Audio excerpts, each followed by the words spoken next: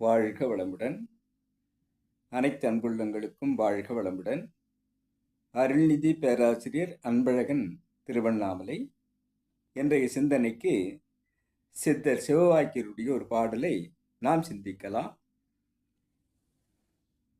வெண்கலம் கவிழ்ந்தபோது வேணும் என்று பேணுவர், மண்கலம் கவிழ்ந்தபோது வைத்து வைத்து அடுக்குவர், நன்கலம் கவிழ்ந்தபோது நாருமென்று போடுவர், என் கலந்து நின்ற மாயம் என்ன மாயம் ஈசனே என்று குறிப்பிடுகிறார். மண்பானை உடைந்தால் ஓடு உதவும் என்று அந்த ஓட்டை எடுத்து அடுக்கி அடுக்கி வைப்பார்கள். வெண்கலம் உடைந்தால், வெண்கலத்தினால் ஆன அந்த பாத்திரம் உடைந்து போனால் வேறு ஒரு பொருளை நாம் செய்து கொள்ளலாம் என்று அவற்றையும் உருக்கி வேறு பொருள் செய்வதற்கு வைத்துக் கொள்வார்கள். நன்கலம், நம்முடைய அந்த மெய் உடம்பு என்று சொல்லக்கூடிய இந்த உடம்பு நாம் இறந்து விட்டால் நாருமென்று போடுவர், எதற்கும் உதவாது என்று மண்ணுக்குள் அடக்கம் செய்து விடுவார்கள். அவ்வாறு இருக்கக்கூடிய இந்த உடம்புக்குள் இயன்றான் உடம்பிலே அந்த ஈசன் இணைந்து உணர்வாகிக் கொண்டிருப்பது நீ நின்று ஆடிய மாயம்தான் என்ன மாயமோ என்று சிவவாக்கிய சித்தர்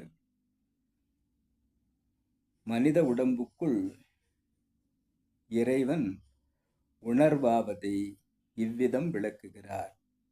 ஆக மண் சட்டி உடைந்து போனால் அதை அடுக்கி அந்த ஓடு உதவும் என்று வைத்துக் கொள்ளலாம்.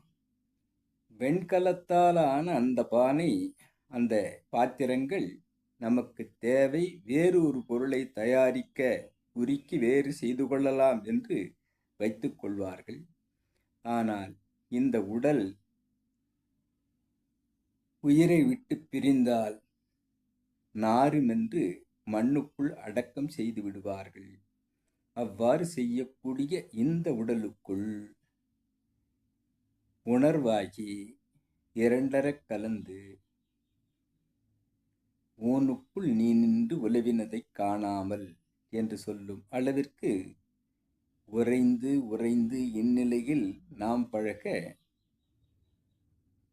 உலக இன்பங்களில் அளவு கிட்டும் கரை நீங்க அறிவு மெய்ப்பொருளாய் மாறும் கரைந்துவோம் தன் முனைப்பு காணும் தெய்வம் என்று சொல்லும் குரு வேதாத்திரி சொல்லும் அந்த காணும் தெய்வம் இந்த உடலுக்குள் உணர்வாவதை, அவ்வாறு உணர்வான இந்த உடலை நீ நின்று அந்த ஆடும் ஆட்டம், அந்த மாயம் என்ன மாயமோ என்று வியந்து கூறுகிறார் சிவவாக்கியர். இந்த சிந்தனை நாம் சிந்திக்கலாம். இறையருளுக்கும் குருவருளுக்கும் இதுகாரும் செய்யுமெடுத்த அனைத்து அன்புள்ளங்களுக்கும் நன்றி நன்றி நன்றி. வாழ்க வளமுடன் என வாழ்த்தி நிறைவு செய்கிறேன். வாழ்க வளமுடன்.